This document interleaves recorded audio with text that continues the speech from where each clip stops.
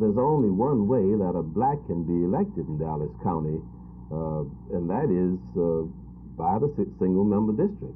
With the at-large system, there's no way unless the ruling political party and the ruling group makes the selection and puts you on the slate. Otherwise, there's no way in the world for you to make it. Zan Holmes got elected to the state legislature as a black representative. Before him, Joe Lockridge. Very good. Are you saying that both of them got there only by getting the blessing of party leadership? That is true. That is true. You got on the city council yourself. I got on the city council through recommendation of the black leadership. But when it was time to run for re-election to my place, I don't think I could have made it without the blessings of the CCA.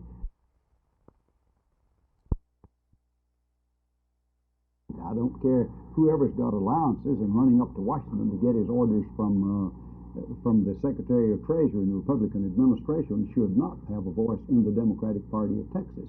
This will make a shambles of the Democratic Party if the Democratic Party permits anyone to go up and stay in allowance with the Republican administration and come back and run the Democratic Party. I don't care what office they hold or where they are.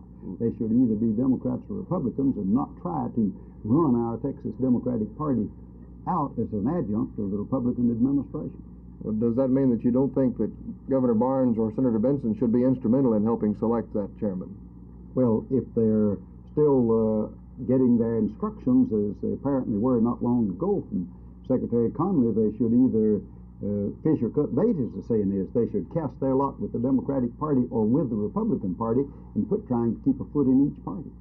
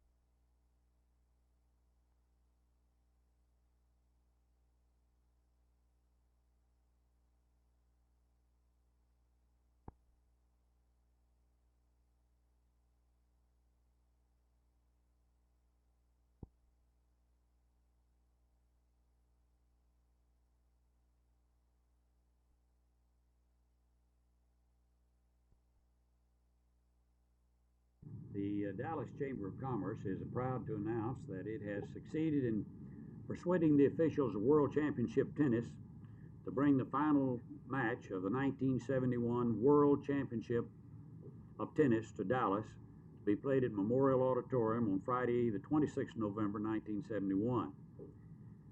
The decision to transfer the finals from New York's Madison Square Garden to Memorial Auditorium speaks more eloquently than words of the developing stature of Dallas as a quality sports center. The event here will be the richest tennis match ever held. The winner will receive $50,000 and the runner-up will receive $20,000. The key thing, the key factors were several. One, the success of the tournament last April out at Moody Coliseum, the Rawlings Tennis Classic, which drew crowds the last 2 days of about 7,000 each in Moody Coliseum. And I think the fact that we were having the quarterfinals and semifinals in Houston the week before, and we could therefore make this an all-Texas event. These were factors. Probably the most persuasive factor were Mr. Lowe and Mr. Woodward, who we talked to about the possibility of establishing the event here, and we were assured by the Chamber of their support to try to make this a great event for Dallas. And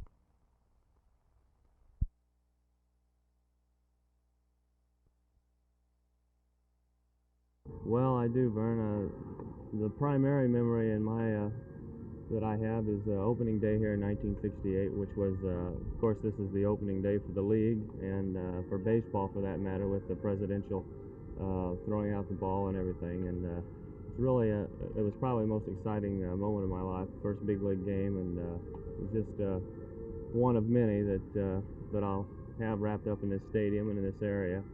But you know, this is baseball. I've been in it all my life, from bat boy on up, and I'm just used to the transiency, and I'm looking real forward now to getting going in Dallas. Do you have any apprehension about moving down there at all? Oh, no, none whatsoever. I don't have a home. I don't have really solid roots here at all. I have lived here for the last 3 years, and I'll be coming back to finish up my master's at the University of Maryland in physical education. But I'm looking forward to going to Dallas and possibly buying a home there, provided I don't get traded or something like that in the off season. You just don't know in this game, but I don't know. I like to golf, and so the winters down there would be conducive to that, I think. You know, it's funny, Dale. Just in the last week since the franchise transfer was made, I think we at the station have heard from every real estate company in town wanting you guys' address. So I'm sure you'll hear from them. Yeah, I'll be shopping around probably, but it'll take a while to find out what I like in the area, you know. And just like you shop for a house anywhere, you know. We've never had one before, so I don't know really what to look for. Do you have a family to move? Yes, I do. I have my wife and 2 daughters. Are they of school age yet? One of them's in kindergarten now, and the other one's in nursery school. So that is another part of the... Oh, sure. This is part of it, and I don't know whether to take the family to spring training and then come back up here and move from here, or move from here to Texas and then go to spring training, and then if I got traded in between, why, it'd be a big mess. But I'm not looking forward to getting traded at all. I want to stay with this club. We got a good young ball club, a real fine pitching staff, and I don't know. I'm just anxious to put it all together one of these years.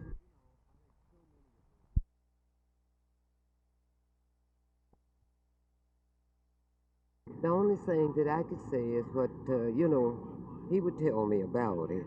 And he was a very small stature, you know, and that's why they had to put the blackstrap molasses on this horse, you know.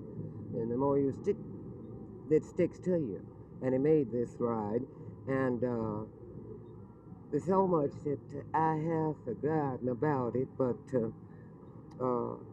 I know he went to McKinney and got back before any of the rest of them did.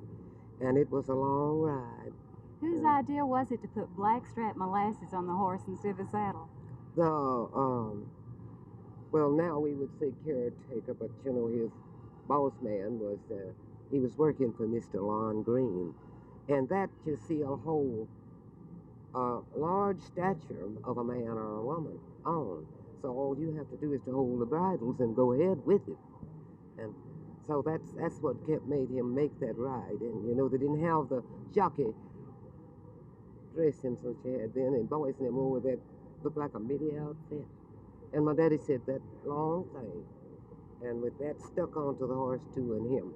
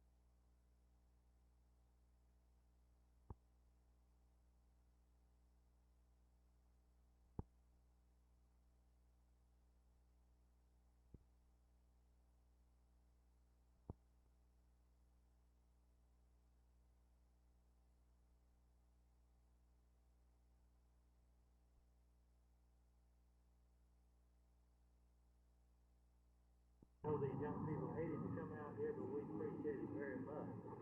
Ways in the United States. If these young 4 o'clock in the morning, I give Miss Ethel Scott to my left, your right.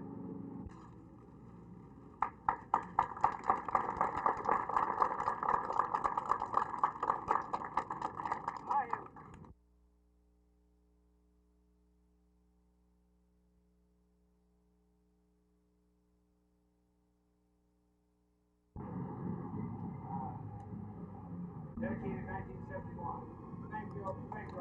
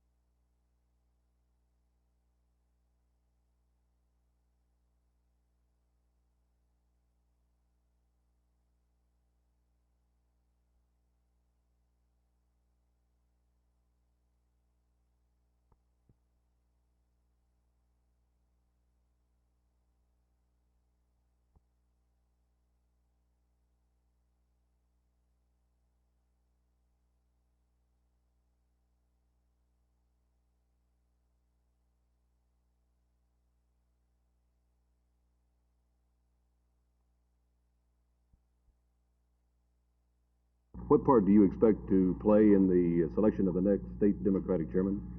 None. You are willing to give up the reins to the Texas Democratic Party? Well, I don't. Well, I suppose that's inherent in my reply. I hadn't thought that I held any reins. But in any event,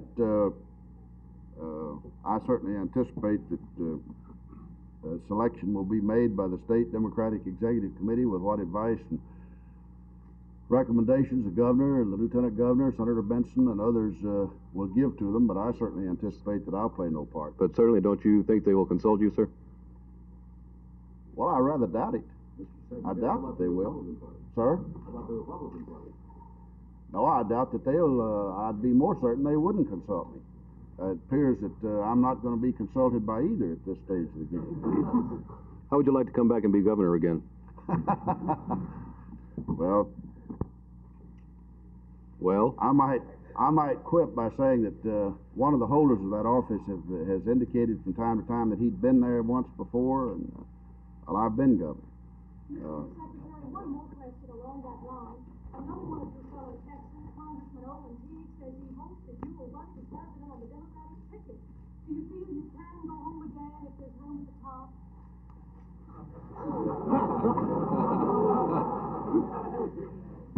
I thought Congressman Teague was my friend.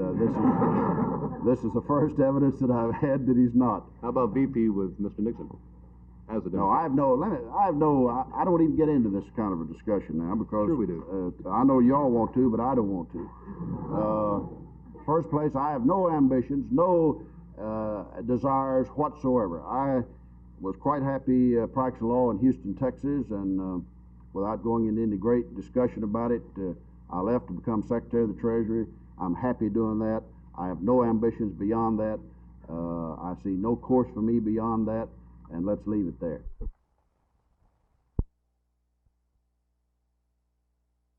The Brock Amendment should be passed forthwith. In addition, and as a natural follow-up to its passage, various legislative and administrative bodies at all government levels, as the guardians and trustees of the next generation, would do well to intensively re-examine and respond to the needs of public education in our country.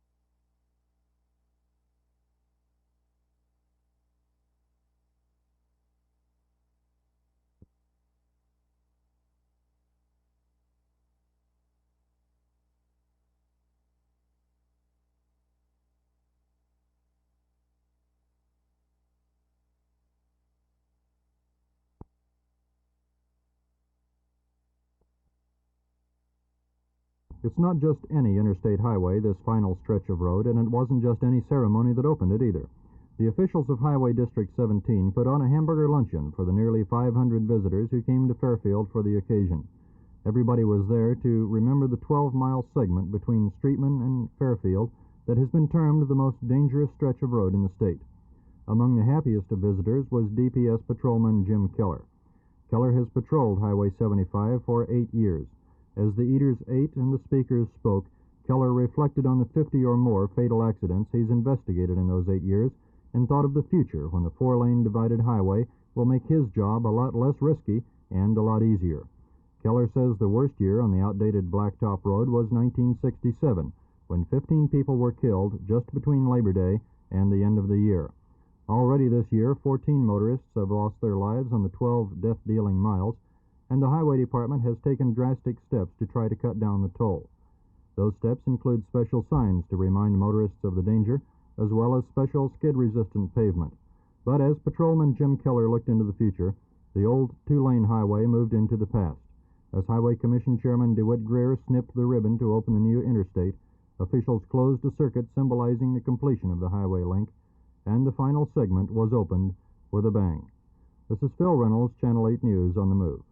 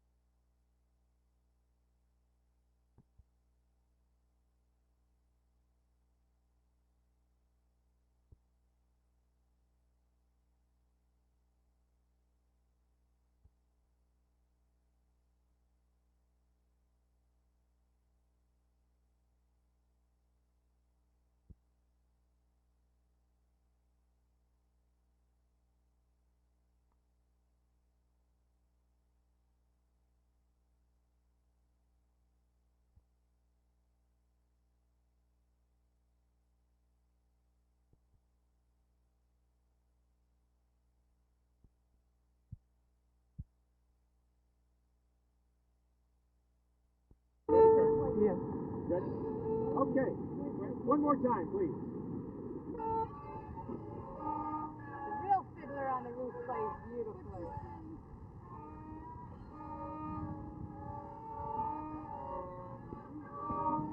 Really for Brandeis, what I'll be doing there.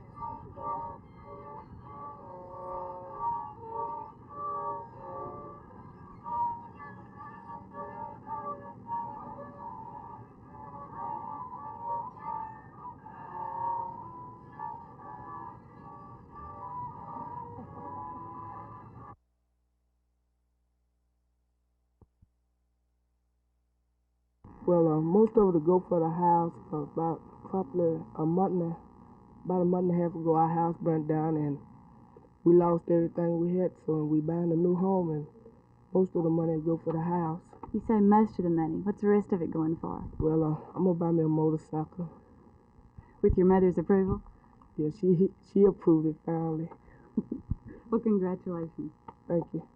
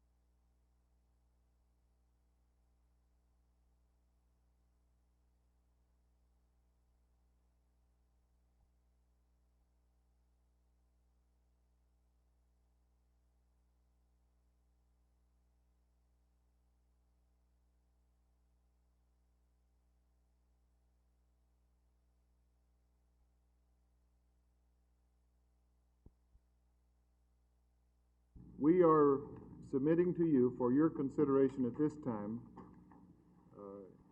a budget that calls for $44,760 for the operation of the Tri-Ethnic Committee.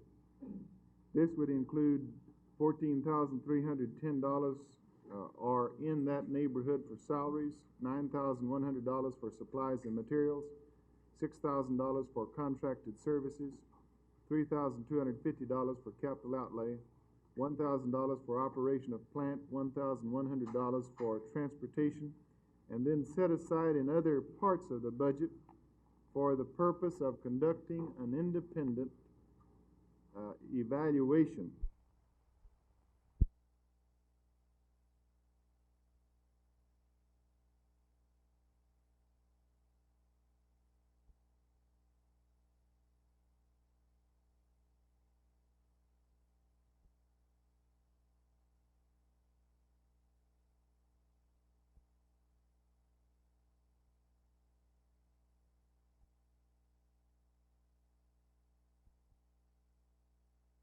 The CTD faculty representatives have spoken through their assembly, expressing the deep concern at the deterioration of the conditions under which Dallas teachers are working. Unless these working conditions improve drastically, there will be, in my opinion, an exodus of the finest, most qualified, most concerned teachers in the district.